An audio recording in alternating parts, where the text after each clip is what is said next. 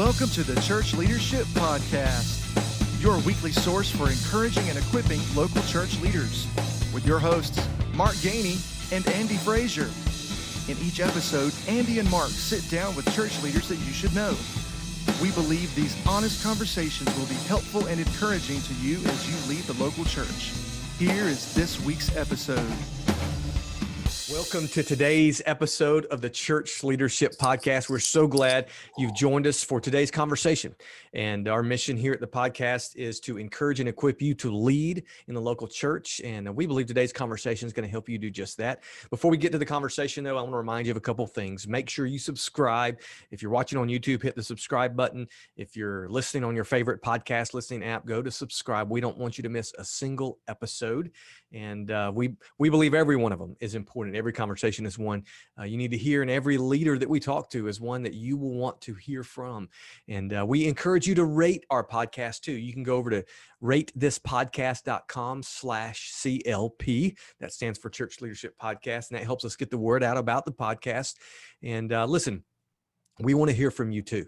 You can email us at any point, contact@churchleadershippodcast.com. We want to hear from you what you think, your feedback, questions you have after listening to an episode, or maybe some ideas, some people that you would like us to include on the podcast. We'd love to hear any feedback you have. It helps us improve each and every episode. And now here is today's conversation. Thank you for joining us this week on the podcast. We are delighted to have with us this week Ron Edmondson. Ron lives in the Nashville area, and he is a pastor, a author, a speaker, a consultant, a man of many hats. Yeah, podcaster, fellow podcaster. So we are so glad, Ron, that you've taken time to join us on the podcast this week. We are so looking forward to our conversation today.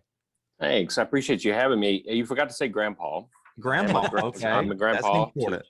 I'm a grandpa to three granddaughters, and we raised two boys, so we're loving the granddaughters. But yeah, that may be your most important title, quite honestly. Well, as we're recording this, my granddaughter in Seattle is 1 year old.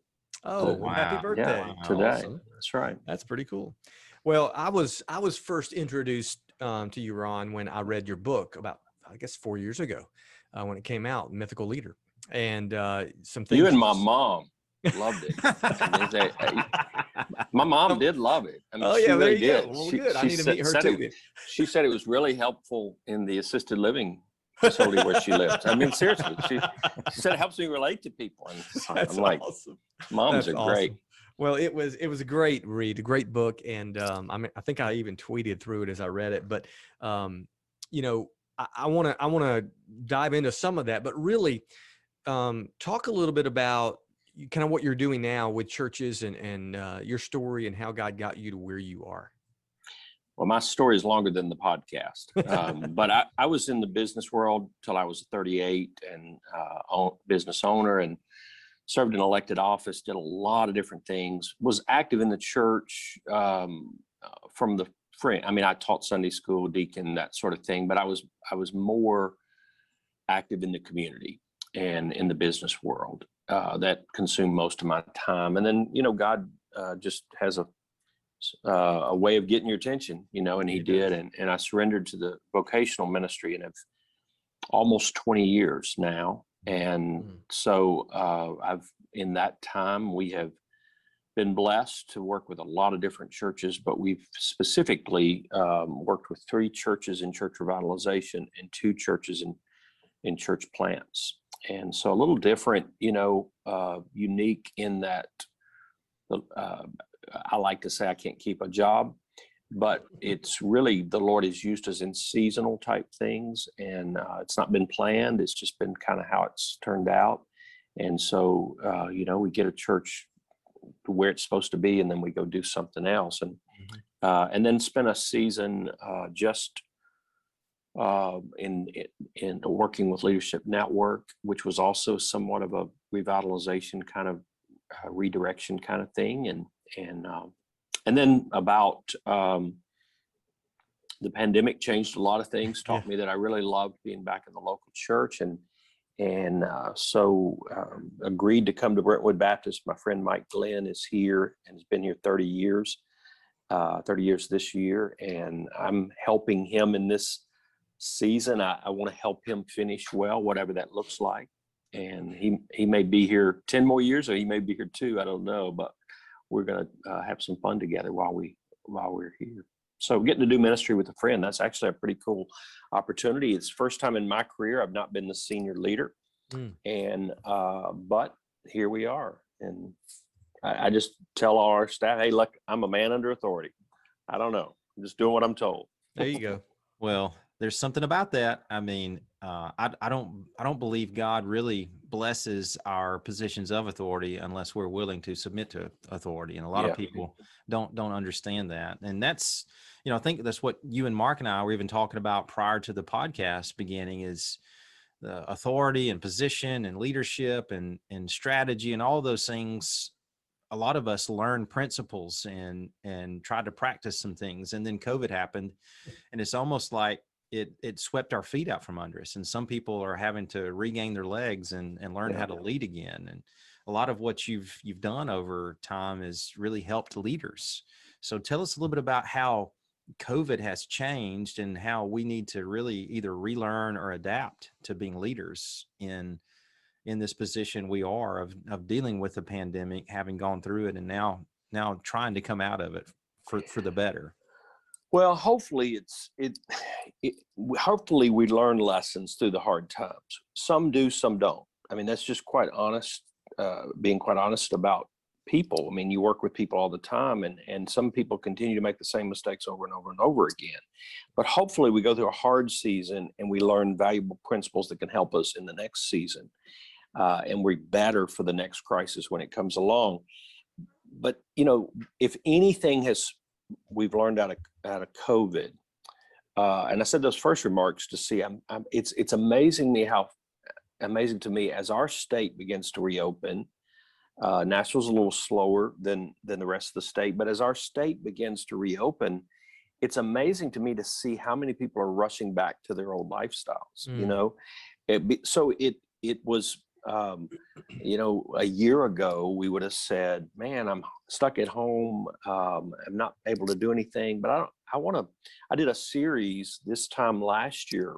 I'll never forget, because at that point we thought we'd be coming out of COVID in the summer.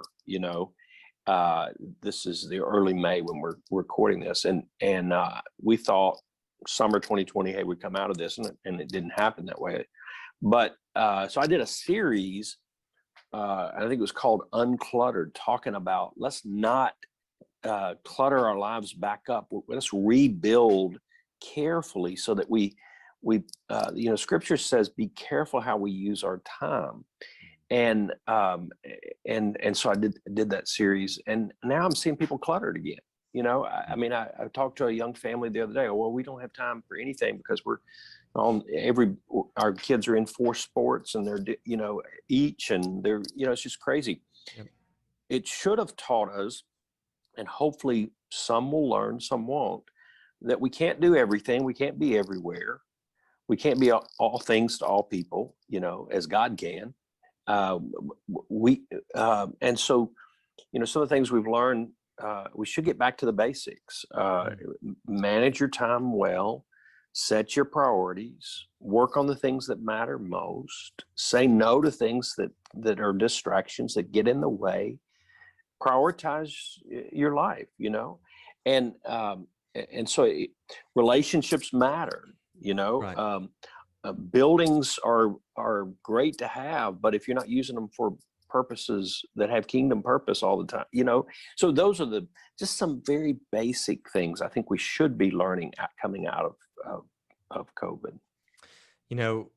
I'm actually out of town today, so I'm in a remote location as we record this. And as I was driving today, I was listening to a podcast and thinking about things, and I was thinking about those things you just mentioned. And I like to think I've got it all together and I know what's going on, but I don't. And I began to observe. It's good to have time on the road where you think. And I began to think, you know what? I'm feeling the pressures of pressures, honestly, that aren't even there, that I'm making up. So I'm making up pressure in my own mind that thoughts maybe that somebody doesn't have that I think they have, and those kind of things. And so I realized I put a lot of stress on myself, and it's one of those myths that you mentioned in your book that I feed into often, and that is I need to control more things. If I just have a little bit more control, I can accomplish more, and then I'll be where I need to be, which is insanely wrong. Right. And so I began thinking about that. Talk maybe how you've experienced, or even you've seen as you coach and consult other churches and leaders, that it's kind of a common thing, I think, among senior leaders sometimes, especially coming out of COVID. What have you seen the pressures create? What kind of problems have you seen pressures of COVID create in churches? Well, if any pastor felt like they could figure this one out on their own, man, and I have sadly a number of pastor friends who are not coming out of COVID as pastors. I mean, they've left the ministry. And I'm not saying that was directly related to the pandemic, but some of it was. And some of that is false expectations the church places on them. Some of it's just, today may be one of the few days I've had in a while where I don't think I have a mask in my pocket right now. But, you were, the mask, thing, every pastor struggled with both sides of the equation and heard from so many different pulls. So to believe that you would be able to manage through this crisis or any crisis and control all, hey, I got to control the conversation, I got to control what is just ludicrous. Now, I'm thankful. The one thing I've learned, I'm 57, and the one thing I've learned at 57 is I don't know very much. And I've got no good ideas on my own, and that I'm better with people around me. And so as soon as the pandemic started, I was leading in another church, but I quickly called together some wise people and said, let's go through this together. Let's,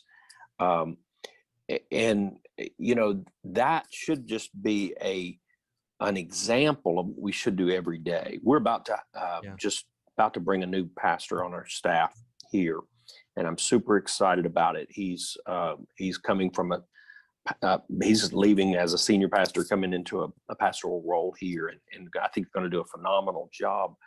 And I was thinking, as we had him before our leadership last night, just getting to know him, I was sitting there thinking, man, this guy's better than I am, and this guy could do my job better than me. Those natural things going on in my mind. I'm like, this guy, they're gonna like this guy. They may like this guy better than they like me.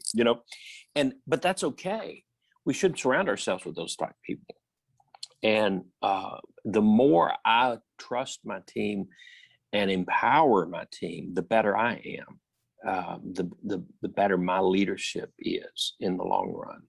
And if I can try to hold on to that, and I'll be found out to be, I can't hold it all together. But the more I can give that away and entrust it to other people, and I even say it like this: if I think I could hit a 10, and maybe I can, probably not in many areas, but if I could hit a 9 or a 10, if I can entrust it to some people who can, maybe they only hit 6s or 7s because they're still learning.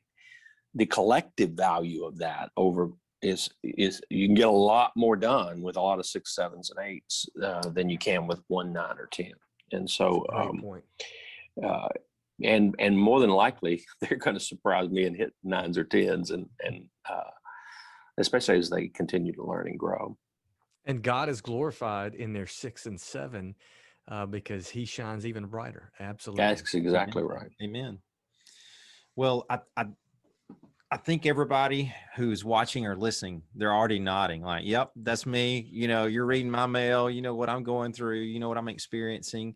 And there's a lot that we've learned that's been positive through this past 14, 16 months that we've gone through what we've gone through. And, a lot of needed change has taken place. A lot of maybe getting rid of some things we didn't need to be doing before, and doing some things we knew we needed to be doing.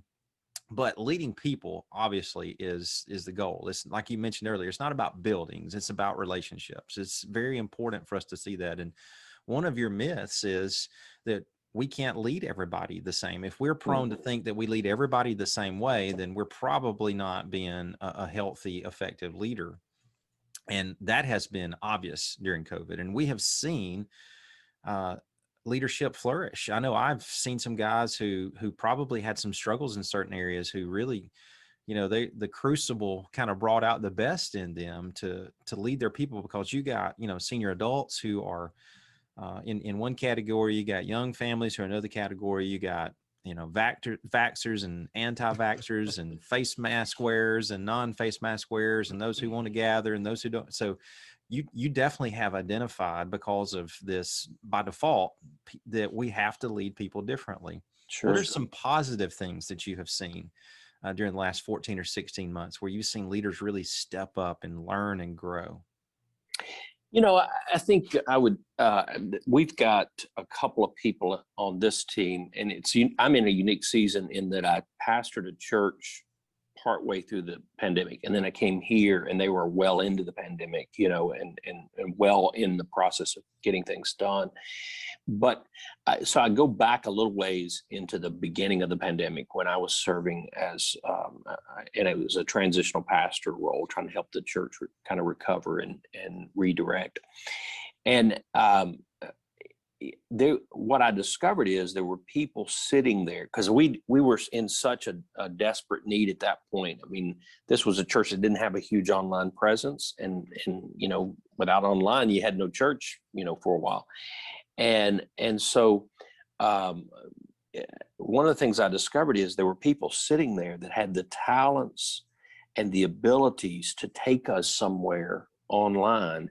And what we had to do was peel back the layer there, that the lid that had been placed on them. A lot of people just need permission to do something. They just need permission to lead. And when we give them that permission, they'll run with it. And so it allowed us to discover some hidden talents that we just had not taken advantage of, which has been huge. The other thing coming into this world that I'm in now, I realized we had a ton of leaders. I mean, we got this large church. We've got a lot of good leaders, but what it has uncovered for me here is similar principle. It's not that things are not getting done. This is getting done. I could not show up. The church keeps going forward every day. But what I've been able to do in the short time I'm here is, even in that, when everything is getting done, there are hidden talents and hidden treasures of people below that that for whatever reason have not been discovered. And so I've been able to discover some of them, because what the pandemic has allowed us to do is make change happen faster. And we've been able to go after some things that perhaps we've ignored before, or not thought we had the margin to do. And a lot of that is just discovering people's interests and abilities and unleashing them, delegating again, empowering them to run with it. So because people have had more time on their hands in some cases, because all the other programs weren't happening. I think that's a great point, the opportunity. And because we talk about it a lot, Andy and I, and with a lot of our guests too, there obviously have been a lot of struggles and a lot of challenges and heartache and tragedy during the last, year and a half. But man, what an incredible opportunity. The rate of change Absolutely is rapidly increased. Windows of opportunity have been opened, all that stuff. And I think that's exactly right. So I feel like our time is flying by, and I feel like we're just hitting the tip of the iceberg. But you mentioned something I kind of want to close on in our conversation. Maybe there's somebody's watching today or somebody's listening that is exactly like one of the folks that in ministry. They're ready to hang it up. They're ready to call it quits. They're like, I'm done. Maybe they've been in ministry a long time. And maybe it's because they maybe even kind of like where you are, they've got this structure that they've built for years in ministry, and it's worked. And God has given them fruit because of it, but COVID just completely destroyed it. and the structures that were in place before don't work now, and all the methods and the programs and all this stuff that they've got going on are just kind of obsolete in a sense, or at least they're not working the way they used to work. And they're discouraged, and they don't really know where to turn. They're like, "Oh, the way I used to lead doesn't work." So how would you encourage them today, if they were in your office right now? How would you encourage them in the road ahead in ministry? I would say quit. I mean, just go ahead and quit. No, I wouldn't say that. I'm totally joking. I would not say quit. If I knew him probably well won't enough, make the show notes. Just quit. Just quit. Just quit. Maybe it is. Maybe quit is the word they need to hear, though.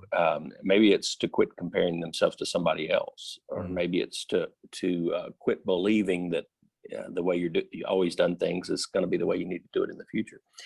But I think what I would say is, number one, protect your soul. Above all else, protect your soul. It's more important than what you do. More important than what you do is who you are, and who you are to your family, and who you are to those closest to you. So protect your soul, and and really protect yourself from burnout, depression, those sort of things. Get help if you need it. So protect yourself first. But then I would say maybe it's time to step back and evaluate your calling. What is your calling? Is it to build a big church? Is it to make the programs, fill the programs? Is it to see the numbers go up on Sunday morning? Is it to build a budget? I mean, what is your calling? Because something tells me we were all called to something different than that. We were called first to a relationship, and we were called to build relationships, make disciples. Amen. Early in my career, as a vocational career as a pastor, we were planting a church, and it was hard, and it was hard a lot of times because some of the other churches didn't like us planting churches, just to be candid. And you're kind of living in the Bible Belt, so you understand that. Outside the Bible Belt, probably don't as much. But so it was hard. And a wise pastor pulled me aside and said, "Ron, you're measuring the wrong things." And this was way before the pandemic was even thought of. You're measuring the wrong things, and you're seeking your affirmation in the wrong places. And he said, seek your affirmation among the people God sent you to minister to. Because something tells me the people you're reaching with that plant, they need what God is shaping in your heart. Man. And so whenever I get really discouraged, whenever I get really frustrated with bureaucracy of church or church people, Saturday Night Live had it right with the church lady. It's those people are there. They're real. They use all caps in their emails, and they're always louder than the supporters. And I don't understand that. God's going to have to help me with that one when we get home someday. God, why are the complainers so loud, much louder than the supporters? And Elijah knew that in 1 Kings 19, didn't he? So whenever I'm in those days, I'm going to go to the coffee shop and meet somebody and hang out for a while. I'm going to go to the grocery store and be kind to people and see if I can make a relationship, because that's what God called me to. And so I want to get back to remembering the vision of what he's called. I love organizations. I love building organizations. I love growth. I love all that. But that's not what it's about.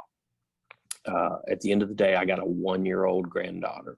She's more important than any church member that I'm going to run into today. Amen. So that's awesome. Absolutely. Ron, what you had to talk to us about today was great. I mean, it was needed. I needed to hear some of the things we talked about today and go back and meditate on them and think about it. If somebody wanted to find more about what you're talking about and what you do, what would be a good place for us to link in the show notes for them to find out about how God uses you? Yeah, the easiest thing is just my name, Ron Edmondson. I've branded everything that way, 2 Ds in Edmondson, but you can find it easily. So ronedmondson.com. On Twitter, I'm Ron Edmondson. Instagram, Ron Edmondson. Facebook, Ron Edmondson. It's pretty easy. Okay. We'll make sure and put those in the show notes. And we are delighted to have had the conversation we've enjoyed today. And I feel like we're going to have another conversation with you, Ron. This is just, I feel like, just like Mark said, the tip of the iceberg. We have a lot more I think we want to pick your brain and talk with you about. So Sure. thank Anytime. you so much for joining us on the podcast today. All right. Blessings to you. Yep. Well, we know those watching and listening have been encouraged and equipped to lead in their church. So again, we thank you, and we'll see you next time.